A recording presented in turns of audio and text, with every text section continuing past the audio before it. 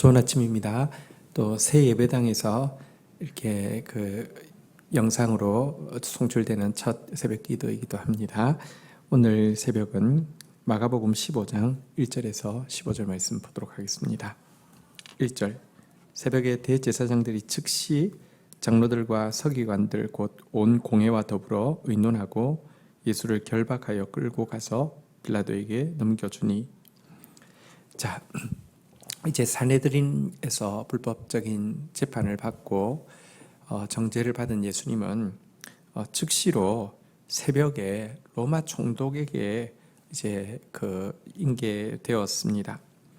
왜냐고 하면 산헤드린은 재판권이 사형권이 없습니다. 사형은 로마 총독만 집행할 수 있기 때문에 사형시켜 달라고 새벽에 총독에게 끌고 가게 된 것입니다.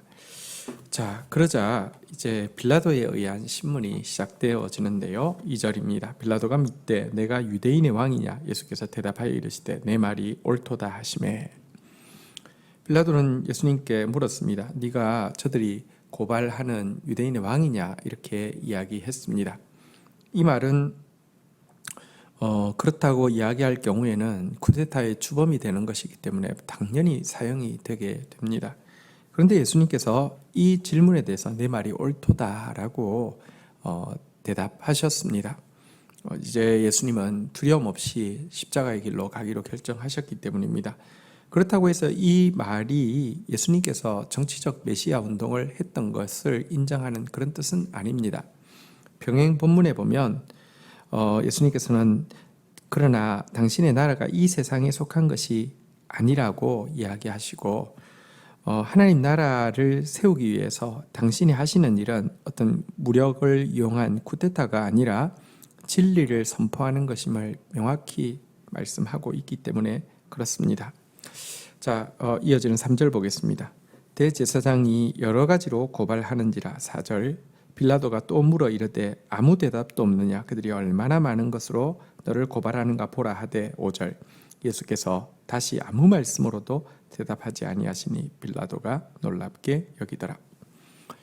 제사장들은 또 이 종교 지도자들은 어떻게든지 자신들의 고발이 정당함을, 그래서 반드시 예수를 죽여서 없애야만 하기 때문에 여러 가지 또 다른 고발들을 들어 놓았습니다.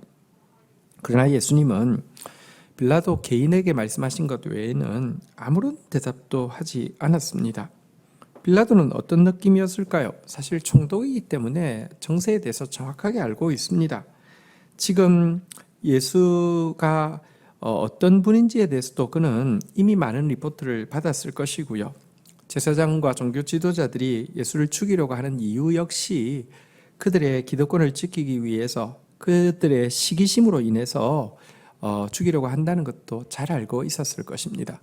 그런데 이런 억울한 죽음을 앞두고 있는 예수님의 모습, 이런 상황에서도 마음의 평화를 잃지 않고 침묵으로 일관하는 예수님의 모습 앞에서 빌라도는 굉장히 놀랍게 여기고 저분은 누구신가 하는 생각을 하게 되었을 것입니다.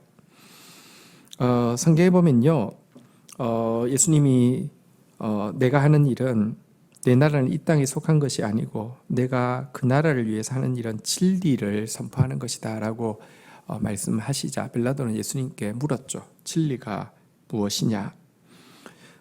그때 예수님께서는 말없이 그를 응시하셨습니다. 그리고 바로 이 눈길에서 빌라도는 진리가 바로 자기 눈앞에 있는 예수 그 자체임도 알게 되었습니다. 그리고는 진리 앞에 섰을 때의 두려움 때문에, 진리 앞에 섰을 때의 그 압박감 때문에 진리를 받아들일 것인지 아니면 거부할 것인지를 결정해야 되는 그 압박감 때문에 그 자리를 서둘러 피하는 장면도 병행 본문에서 볼 수 있게 됩니다. 이 때문에 그는 백성들에게 나아가서 나는 그에게서 아무런 죄악도 찾지 못했다라고 선언하기도 합니다. 하지만 막무가내로 그를 죽여야 된다고 외치는 무리들 앞에서 빌라도는 한 가지 제안을 하게 됩니다. 6절입니다. 명절이 되면 백성들이 요구하는 대로 죄수 한 사람을 놓아주는 전례가 있더니 7절 밀란을 꾸미고 그 밀란 중에서 살인하고 체포된 자 중에 바라바라 하는 자가 있는지라. 8절 무리가 나아가서 전례대로 하여 주기를 요구한대. 9절 빌라도가 대답하여 이르되 너희는 내가 유대인의 왕을 너희에게 놓아주기를 원하느냐 하니 10절 이는 그가 대제사장들의 시기로 예수를 넘겨준 줄 알미러라. 11절 그러나 대제사장이 무리를 충동하여 도리어 바라바를 놓아달라 하게 하니. 여러분, 빌라도는 예수님이 죄가 없는 것도 알았고요, 대제사장을 비롯한 종교 지도자들의 저희도 알았습니다. 그런데 이 상황에서 그가 할 수 있는 바는 명절에는 사형 선고를 받은 사람 중에서도 한 사람을 석방시키는 전례가 있기 때문에 그것을 활용해서 유대인의 왕 예수를 넘겨주랴 아니면 밀란 중에 체포된 살인자 바나바를 넘겨주랴라고 물었습니다. 빌라도 생각에는 특별히 예수에 대해서 유대인의 왕이라는 단어까지 쓰면서 그들의 민족 의식까지 고양시키면서 이렇게 말한 것은 그들이 예수를 선택하기를 원했고 또 예수를 선택할 것이라는 믿음 때문이었을 것입니다. 바라바는 단순한 강도인지 아니면 독립 쟁취를 위해서 무력을 사용한 열심당의 우두머리였는지는 정확하게 알 수 없지만 어쨌든 그는 분명히 살인을 저지른 자였고요, 하나님의 방법이 아니라 자기의 방법을 사용한 사람이었기 때문에 둘을 놓고 제시를 했던 것입니다.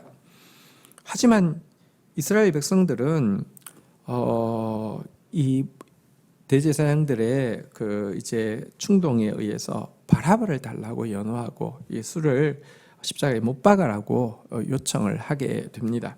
12절 보겠습니다. 빌라도가 또 대답하여 이르되 그러면 너희가 유대인의 왕이라 하는 이를 내가 어떻게 하랴. 13절 그들이 다시 소리 지르되 그를 십자가에 못 박으소서. 14절 빌라도가 이르되 어찌미냐 무슨 악한 일을 하였느냐 하니 더욱 소리 지르되 십자가에 못 박게 하소서 하는지라. 저들은요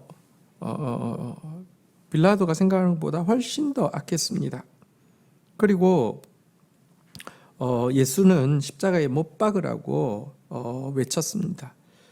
이방 총독이 너희들이 유대인의 왕이라고 하지 않았느냐라고 이야기하고, 이방 총독이 그가 무슨 악한 일을 하였느냐라고 하면서 호소했지만 십자가에 못 박으라고 요청하고 있는 백성들의 모습을 보십시오. 근데 사실 우리 안에는요, 진리의 예수보다, 진리의 방법을 고스란히 따라가시는 예수보다 바라바, 내 방법을 따라가고 내 힘, 내 무기, 내 폭력을 사용하는 바라바를 더 원하고 연호하는 모습이 우리 속에도 정확하게 있습니다.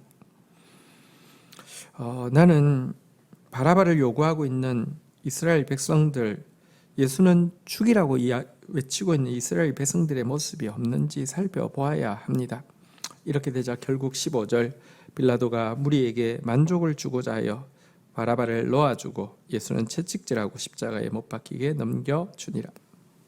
여러분, 이렇게 되자 빌라도는 지금까지 예수님과의 대화를 통하여서 그분 앞에 1대1로 서는 시간을 가졌습니다. 사실 침묵하시는 예수님께서 빌라도에게 계속 대답하시면서 그에게 계속 관심을 기울인 것은 그에게 진리가 들어가게 하기 위함입니다.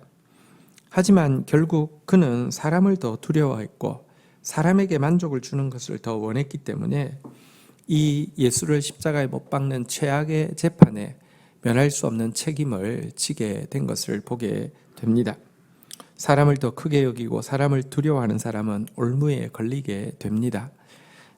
진리 앞에 선 이 기회를, 진리를 붙잡는 기회로 삼아야 할 것입니다. 주신 말씀 붙잡고 기도하며 나가도록 하겠습니다. 주님, 감사합니다. 오늘 빌라도 한 개인의 영혼에 집중하며 그를 구원하기 위해서 진리를 계시하신 예수님, 그러나 결국 사람을 더 크게 여기고 사람을 두려워함으로 말미암아 올무에 걸려버린 빌라도의 모습을 봅니다. 주님, 진리 앞에서 빌라도처럼 비겁하지 않게 해 주시고 진리를 받아들이고 진리를 더 크게 여기는 사람 되어질 수 있도록 인도하여 주옵소서. 하나님, 얼마 전까지 예수를 연호하며 호산나를 외치던 무리들이 이제 바라바를 연호하며 예수를 죽이라고 외치는 모습을 보게 됩니다. 내 안에 내 힘과 내 방법으로 해결하려고 하는 바라바를 선호하는 모습과 진리대로 따라가는 것을 혐오하고 꺼리껴하는 모습이 있음을 고백합니다. 주님, 언제든지 나의 바라바가 아니라 예수를 선택할 수 있는 그런 자 되어질 수 있도록, 예수를 따르는 자 되어질 수 있도록 저희들의 삶을 주관하여 주옵소서. 감사합니다. 예수 그리스도의 이름으로 기도 올립니다. 아멘.